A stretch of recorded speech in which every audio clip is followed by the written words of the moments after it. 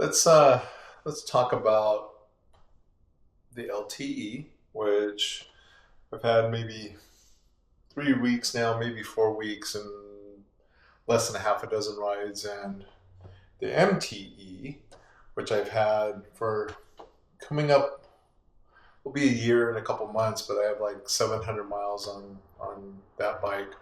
I wanted to share my thoughts about the two bikes, what they both are similar and what they both do differently. Um, as you guys know, the MTE is an SLE mountain bike, 380 watts, 60 newton meters, 580-watt battery, where Bosch Gen 5 on the LTE, currently 750 watts, 100 newton meters, which on May 4th, may the 4th be with you appropriately, change, um, and the TQ HPR 60 motor on the MTE. Start with the MTE. Um, Great motor, meaning from the standpoint it's very smooth, it's very quiet, it's very natural feeling. There's no overrun. So what you put in, you get out of it up to its obviously limitations. Great efficiency. Um, I've had a friend with the range extender on it in eco mode get 50 plus miles and over 6,000 feet of vert on it. Um, I purchased it as my first EMTB to bridge the gap between analog um, mountain bike and an e-mountain bike. I wasn't wanting to experience the full girlfriend experience because this is not the full girlfriend experience. Um, and what the MTE does well, it feels very similar to my SB140. It has help, obviously, or I should say, gives you help on the climbs and distance. But I'm able to cruise with my analog buddies. I still have a crew of people that don't own e-bikes and can very comfortably, obviously, ride with them. They don't feel they have e-bike anxiety where they have to work harder, pedal harder to keep up with an e-bike. It descends very similar to an SB140 as far as handling. The Sixfinity suspension on both bikes are very grounded. Um, Obviously, I built the MTE up with full push suspension, which added weight to the bike, which honestly, I don't notice it on the trail. I notice it when I'm picking it up and putting it in my one-up rack. But I think the performance and the traction that I gain out of updating the suspension outweighs the weight penalty. As many people know, e-bikes tend to ride, should I say, better or differently because of the weight down low and the increased weight versus an analog bike. Um, so who's the MTE for? Is that person who is looking to step into their first e-mountain bike. They still enjoy everything about their analog bike, but want to get some distance, increased duration, um, and they don't need the full girlfriend experience. And they have a handful of riders that are still an analog bike. Um, the TQ will keep up with full power e-bikes. I've done quite a few rides with my full power buddies. I have to ride in boost. I have to work harder. I won't be as fast on the climbs. So they're going to have to wait for me a bit. But believe it or not, the efficiency has been very similar where I'm in boost and running down to 10% on a 580 watt battery. They were in E plus EMTB mode plus, not turbo. Might be trail or EMTB plus mode with a 600 to 800 watt or somewhere in between battery, and they're roughly about the same percentage coming off that ride, 10 to 12%.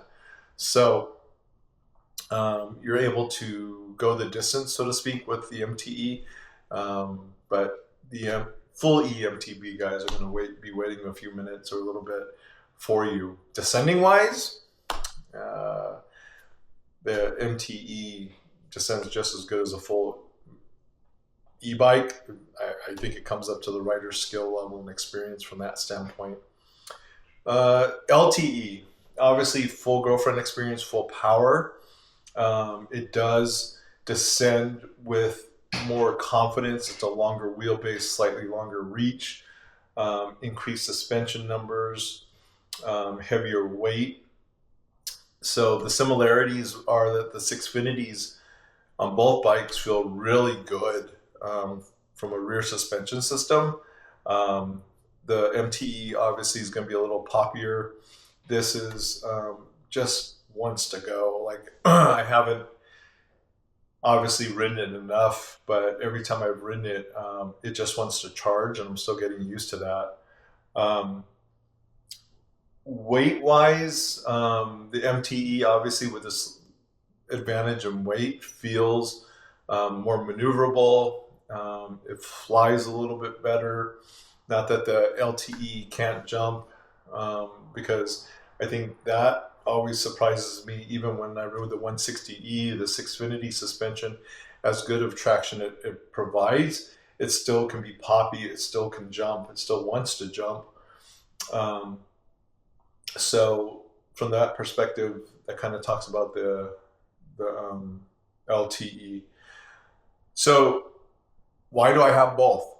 And I'm grateful and lucky enough to own both. I still think they have their place. Like I feel like if I take the LTE with my analog buddies, they're gonna feel like they have that try to keep up with the full E mountain bike anxiety. Um, Even in eco mode, I'll probably have to really tone my cadence down to kind of stay on pace with them without pulling away. Um, so I think both have its reasons. There are trail systems that I ride in my local area that I don't need an LTE. I don't need full power. I don't need the amount of suspension that this bike does. I'd rather have the slight assistance, the more maneuverable, more all mountain trail handling characteristics of the MTE. And then there are rides that I want to go out and do big rides with my full EMTB buddies that the increase wheelbase, increase in travel, slightly slacker head tube angle will come to play. So if you have the luxury of having both, I think there's a reason to have both. If you could only have one, I think you would have to ask yourself, one, what kind of trails do you ride? Two, who do you ride with?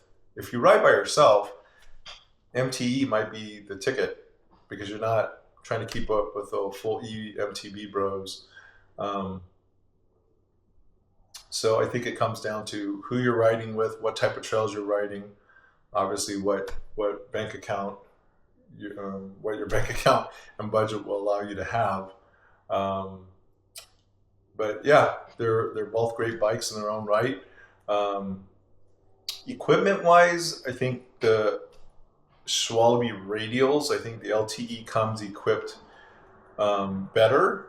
It has a Trail Magic Mary radial up front and a Gravity Albert in the rear. From a casing standpoint, I think that's appropriate. Where as soon as I got the MTE, they're both trail radial casings, a Magic Mary in the front, Albert in the back, and the Albert just squirmed. It's significant difference between a gravity casing and a Schwalbe radial versus the trail casing. It's almost like double as far as stiffness and durability.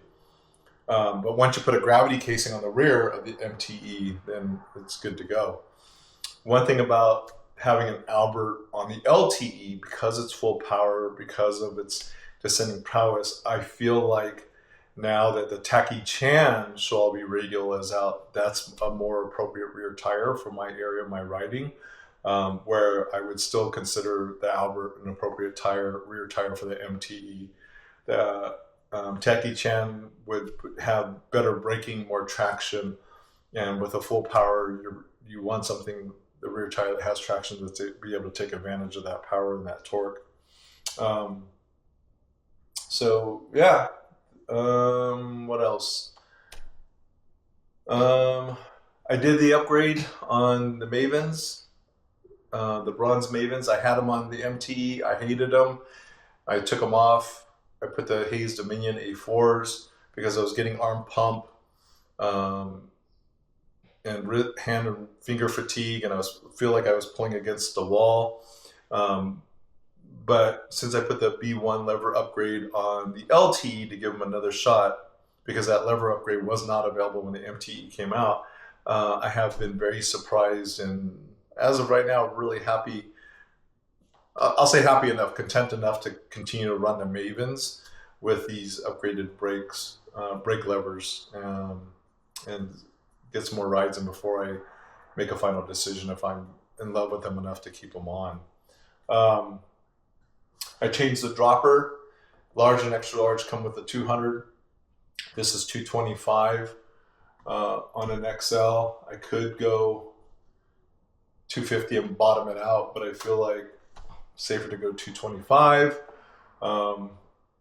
For reason being, if I wanted to sell this or whatever, I could sell 225, probably to more people I can sell 250. Yeah, I mean, they both have mechanical transmission, works well as a transmission T-type drivetrain. I originally thought I was going to change the MTE over to at least GX Axis T-type, and I had actually had all the parts, the shifter and the rear derailleur, but I chose not to. I don't know. I don't think it's a cost, unless you really have to have Bluetooth. That is something to go with. Same with the LTE. I'm happy with the mechanical, but also now I do like Shimano Di2, and now you can hardwire Shimano Di2 XT to the Bosch motor and get auto shift with that. For those of you who've been around the EMTB world and are like, wow, you get auto shift, or whatever they're calling it on Amflow. Shimano came out with that feature a long time, years ago, but it just never gained popularity. They were the first one to add that capability. But currently you can now wire a Shimano Di2 XT drivetrain to the Bosch motor and receive auto shift. And I'm a Shimano fan. One, it works well, it's smooth, and honestly, replacement parts, consumable parts, chains, cassettes, are all cheaper than SRAM. So I may consider that with this bike. I was actually considering it with the MTE as well, because both of them will change to carbon wheel sets versus the aluminum wheel sets. That's one thing I will comment on too about equipment. It reminds me, the stock wheel set, aluminum wheel set on the C build, on these aluminum 1900s, on the MTE was too light for me. I'm 220 riding weight-ish, 220, 225, and I beat the heck out of that aluminum rear wheel. I've dented it several times. I don't run tire inserts in any of my bikes, to the point where that rear wheel isn't really salvageable anymore. So it'll eventually get derby carbon wheels. It's a different aluminum 1900 DT Swiss hybrid rim on the C series build and the LTEs, which I don't have a lot of experience on, but they'll stay on there as of right now until I set up a set of DT Swiss carbon wheels for the LTE as well. So I don't know. Those are my thoughts between the MTE and the LTE. If you have questions, you guys know how to get a hold of me. Have I been happy with both bikes? Absolutely. I've been happy with both bikes for what they're designed to do and what their purpose intended is for.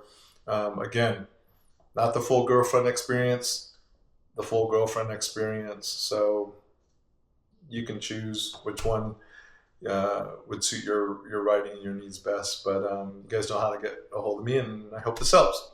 Thanks.